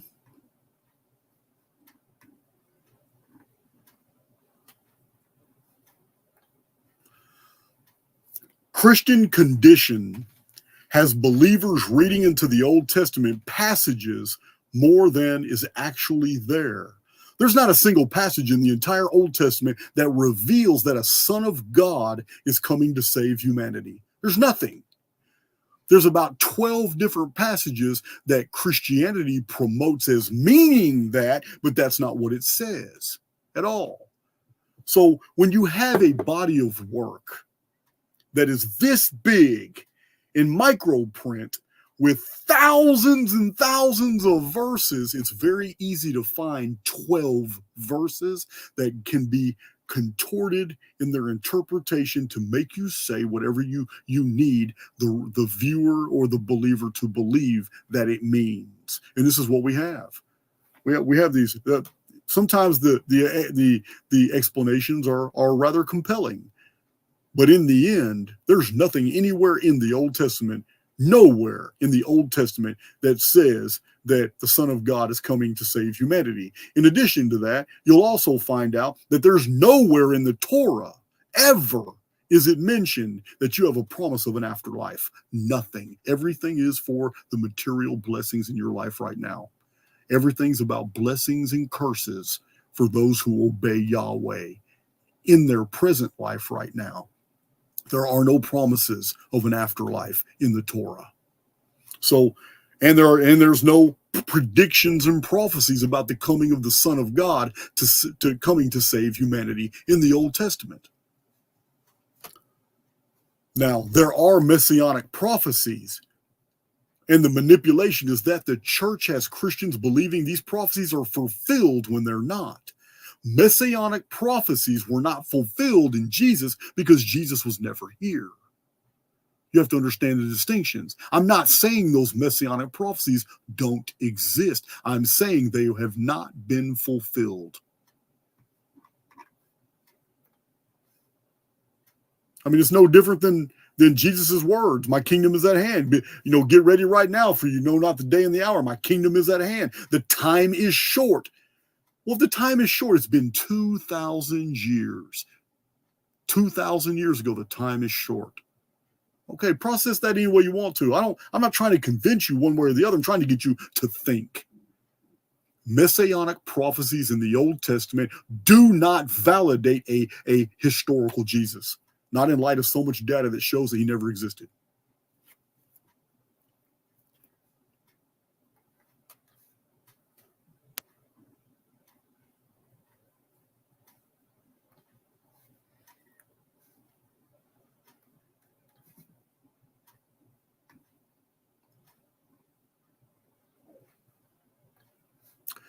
So why is the story of Jesus so hard to break away from in light of so many absolute facts that it never happened? Well, because there really was a Jesus, and he really was betrayed by a Judas.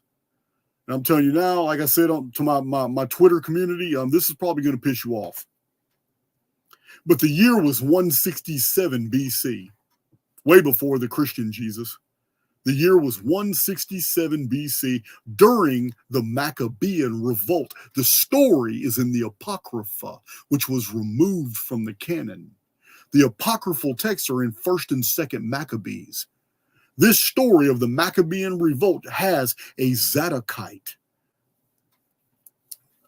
The Zadokite is named Jesus, and he was gaining popularity with the people, and the Jews began to persecute him. He was accused of introducing foreign elements into Judaism. And Jesus' main opponent was a man named Judas, who was in league with the traditionalists. This story is in the Maccabean books of the Apocrypha, and the scholar Archaix believes that this true history was overlaid on the life of Apollonius of Tyana, the miracle worker, and the two stories combined gave rise to the Christian story of Jesus 2 centuries later, that then gave rise to the later Gospels. That's rather compelling.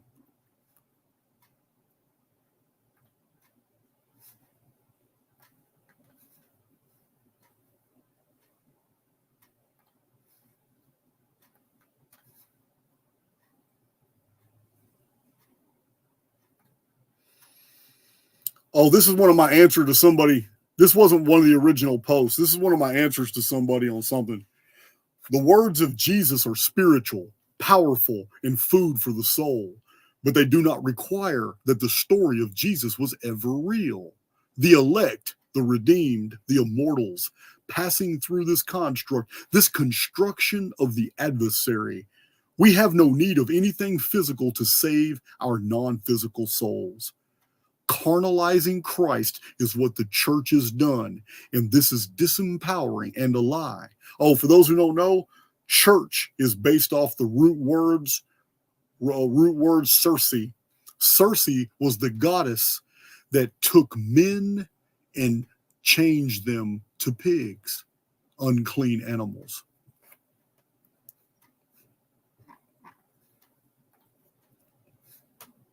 Moving right along. You can see Jacob Israel right here in the margin. Jacob, I love you, brother. I just totally disagree with you, man. I'm not going to carnalize Christ. It's not going to happen. Let's see.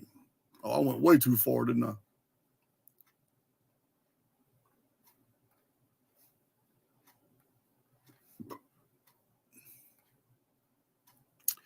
Okay, these are both massive books packed with sources showing the entire passion story of the virgin birth, 3 kings, 12 disciples, miracle worker, trial, crucifixion, resurrection, all found in the old mystery schools, ancient art, texts, and faiths. Even 1,500 years before Jesus was alleged to have done these things. Both of these books are in my library. Archaix S. and Kersey Graves. 16 Crucified Saviors, and The Christ Conspiracy, the greatest story ever sold. Both of them are recommended reading.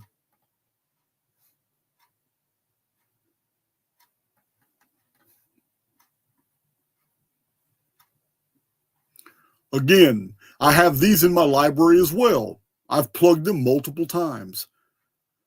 Scholarly compilations showing that the entire Jesus and gospel accounts are a construction built over a 500-year period and that the events never happened.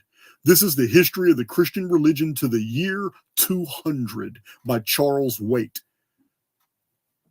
Remember, I did a giveaway, and I gave that book away.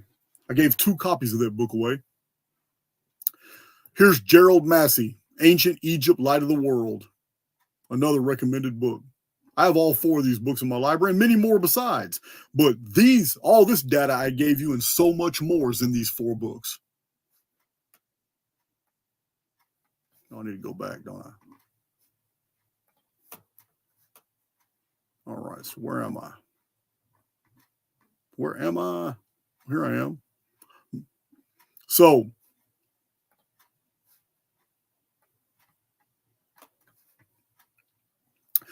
four of them. Oh, I can't. No, I got to open this. Yeah. 4 of the most famous church fathers denied the crucifixion event and gospel narrative. Process that for a minute. Jason of Archaix is telling you right now that 4 of the most famous church fathers or church writers, early ones, denied the crucifixion event and gospel narrative. Let's look through them. Irenaeus of Gaul. He's one of the very first. Irenaeus of Gaul fervently insisted that Jesus was 50 years old and had not been crucified, claiming this emerging belief was heresy. What? Irenaeus of Gaul is one of the church fathers. He's one of the patristic writers, heavily cited. And yet in his life, being one of the very first Christian writers, in his life, he said Jesus was 50 years old and had not been crucified, and that people were making up stuff, and it was heresy, claiming that he had been crucified when he was still alive. Whoever this guy was, Irenaeus of Gaul, this is this Jesus that Irenaeus knew, that he's probably the one that the other stories were built upon about a man who appeared in England or traveled to India, and this could have been. So we have Origen, another very early church father, Origen. Origen wrote that very few Christians had been put to death, that the stories of the persecutions were invented. This church father around 240 AD later renounced Christianity. Why did he do that? Why did he suddenly turn against Christianity? If it's all so true, and you're steady writing things in its defense, Origen was an apologist. Why all of a sudden later in your life turn your back on your faith? What happened? Got tired of lying.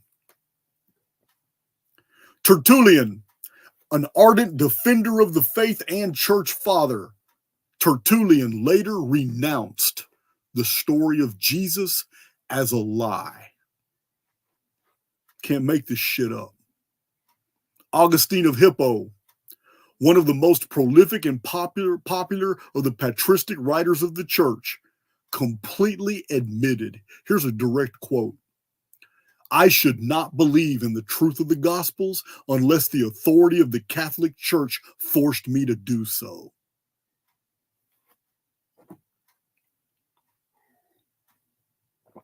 There it is.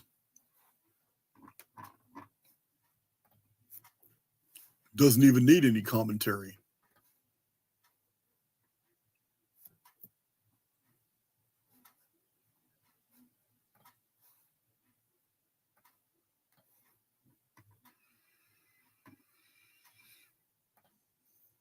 Philo Alexandrinus, 20 BC to 50 AD, was alive during the alleged Jesus story. He was a Hellenized Jew and philosopher, and he was totally silent in his prolific writings about any Jesus, any miracles, any controversy at all in the 700 pages of info and historical data of events. We've got nothing in Philo's writings confirming a knowledge of Jesus, the miracles, earthquake, sun darkening, crucifixion, a resurrection, ascending into the sky, any of that. Pliny the Elder died in 79 AD when he tried to rescue a friend from the volcanic eruption of Mount Vesuvius. He never returned. He was also alive. Nothing in his prolific writings even suggested a knowledge of Christianity or Jesus, the sun dark, none of that. Plutarch, 46 through 120 AD, Roman biographer, also knew nothing of Jesus, Paul, or the apostles. None of it. Tacitus, Annals of Imperial Rome, documented the reign and events of Tiberius Caesar, 14 to 37 AD, and documented nothing of the disturbance in Palestine, of Jesus, the miracles, crucifixion, sun darkening, earthquake, and resurrection. Nothing. That's pretty damning.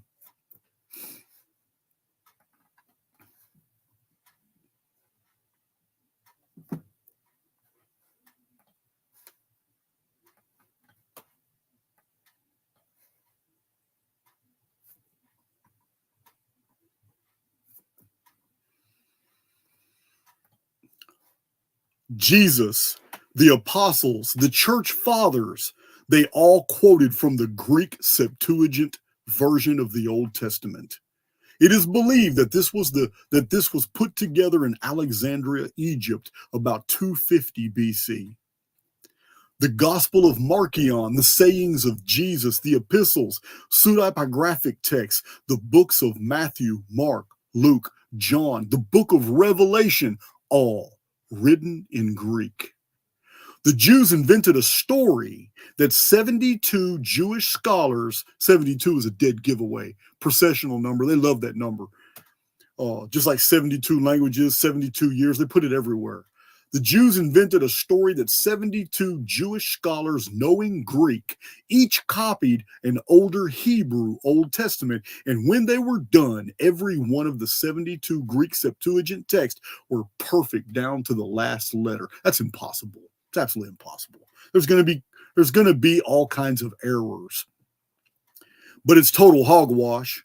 This Jewish attempt to hijack history is literally the theme of the Old Testament, which was a collection of Israelite texts and not Jewish. Many things, as I've shown in my Dark Scriptures playlist, came word for word out of Babylonian, Assyrian, Sumerian, Amorite, Egyptian, Hittite, Ugaritic, Canaanite, Phoenician, and Persian texts.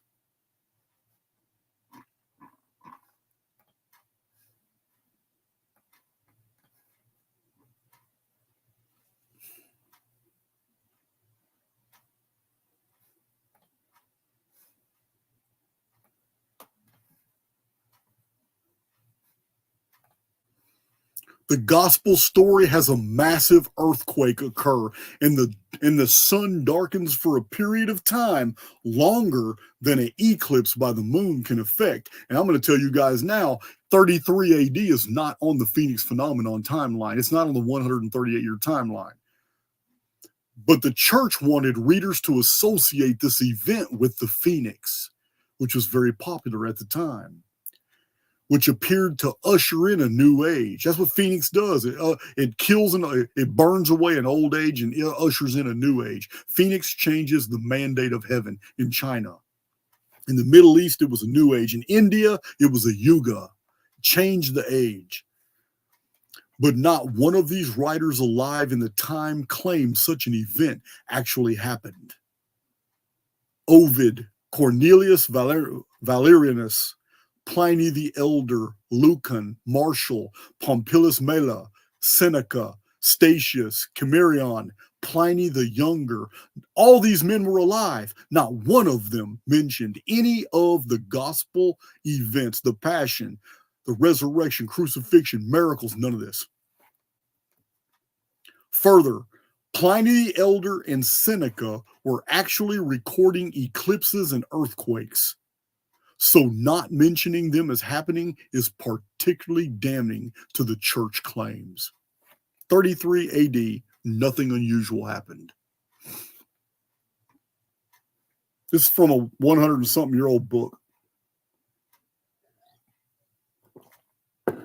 In the 1st century AD, the Phoenix is mentioned 21 times by 10 authors. But it's always mentioned in retrospect as something that happened in the ancient past. But not one of these 10 authors that can mention the Phoenix 21 times mention Jesus, the resurrection, virgin birth, miracle worker, Pontius Pilate, sun darkening, earthquake. None of them. None of them. For those of you who don't know, historians know, any historians listen to me, they already know. The 1st century AD is one of the most well-documented centuries in the entire history of the world. We have more documents from the 1st century than any other century up until, I think, the Middle Ages. I'm talking about the ancient world.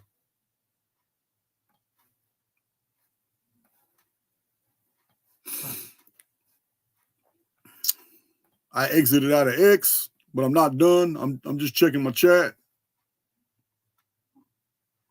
I kept this.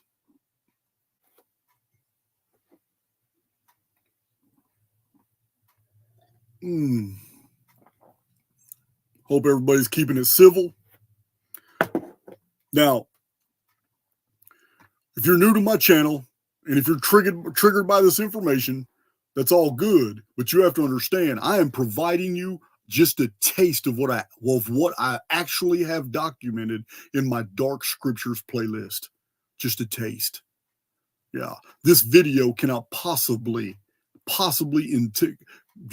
it can't possibly have all the information that I have. My Dark Scriptures playlist, you've got 30-something, 40-something hours of data drops just going through it. So let me get back. Let me finish out. We're almost done. Go and present. Share my screen. All right, going back in. Oh, I got all the way out of X. Let me get back in X. Refresh this. Bookmarks. All right, we're back in there. Blow my screen up.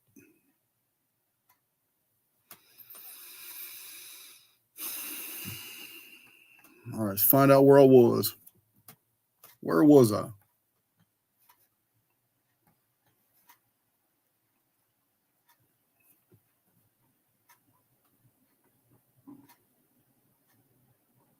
All right.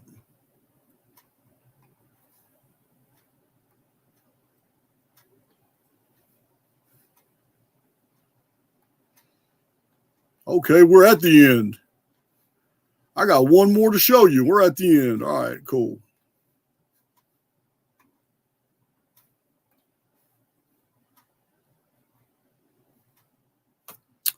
I have already shown that the supposed reference to Jesus in Josephus' Antiquities of the Jews is an interpolation, a forgery by the church. This is agreed across the board by biblical scholarship as well. It is sad that Christians today still cite this forgery in their desperation to find historical evidence. Even as early as 1776, Christian Bishop Warburton of, how do you say it, Gloucester,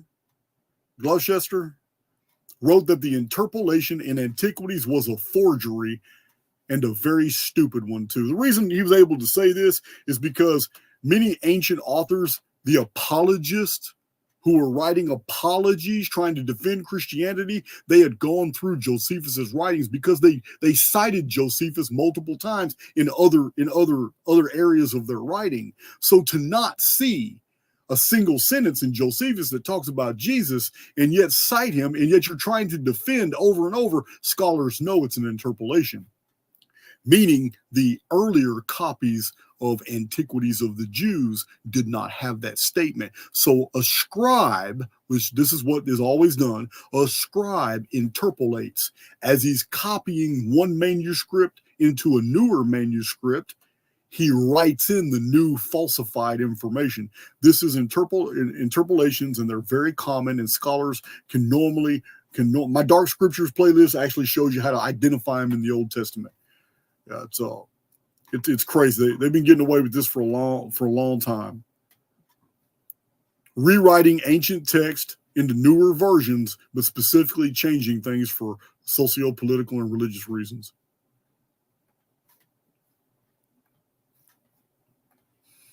So I'm surprised I was able to keep that under 2 hours, guys. That was my presentation. That right there was solid facts. Now, I'm interested to see if you can refute them. By all means, get at it. But these are very well-researched facts. And if you still, even after hearing all of these, you still have 100% faith and you're able to compartmentalize and you're able to shelve everything you just heard as works of the devil, as, oh, that's just demonic Jason. That's nothing. That's cool. Do what you want to do. But my connection to source mandates that I provide the most accurate information I'm able to do. And when I process that information, it affects my belief systems. I have changed my mind many times in the past about many phenomena. And when it comes to Christianity, I realize that morally and ethically, spiritually, I'm still a Christian. Because the red letter parts of Jesus in the gospel, the things that Jesus actually said, are spiritual food. There's nothing wrong with them. There's no way to refute them. You can't even debate them because those debates will only dissolve into matters of opinion. But when it comes to data sets, when it comes to hardcore historical facts, there's nothing that shows an actual Jesus in the flesh ever existed. Just didn't happen. Please do not assume that this video covers everything. I may do a whole nother video on the New Testament, but that one might bore a lot of people because I'm going to go into the minutia. This right here was just the things I knew people would have more an appreciation for. But get ready for the Old Testament one, because don't think I'm going to do this for the New Testament and not do it for the Old Testament as well.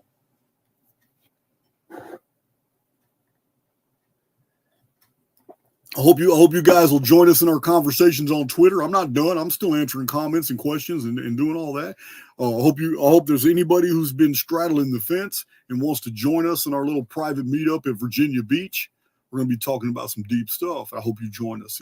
If you're riding the fence, quit. Just go ahead and sign up. Some people have had trouble with the meetup app, and that's understandable. You can show up, you can pay at the door. You guys know Big John will be right there. So this I don't have any other announcements at all. We've